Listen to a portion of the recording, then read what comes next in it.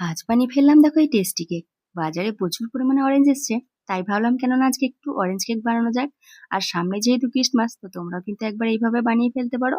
তো তার জন্য আমি অরেঞ্জটাকে একটু খোসাটাকে দেখো গ্রেট করে নিচ্ছি, আর এদিকে জুসটাকেও বের করে নেবো।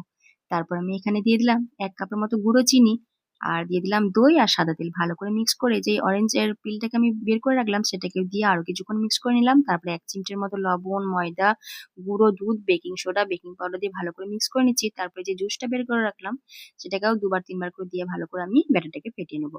তারপর আমি সর্বশেষে একটু দিয়ে দিলাম অরেঞ্জ ফুড কালার। এটা দিলে কালারটা ভালো আসে, না চাইলে নাও দিতে পারো। তারপরে দেখো আমি এখানে মোলটাকে একটু অয়েল ব্রাশ করে নিয়ে ব্যাটারটাকে ঢেলে দিচ্ছি। তারপরে কিন্তু এটাকে বেক করে নেবো। আমার এখানে 50 থেকে 55 মিনিটের মতো টাইম লেগেছে।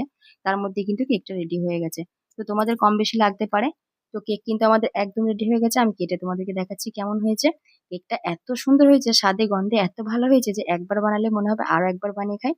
তো তোমরাও কিন্তু দেরি না করে ঝটপট একবার বানিয়ে ফেলতে পারো, আর কমেন্টস করে জানিয়ে তোমাদের কেমন লাগলো।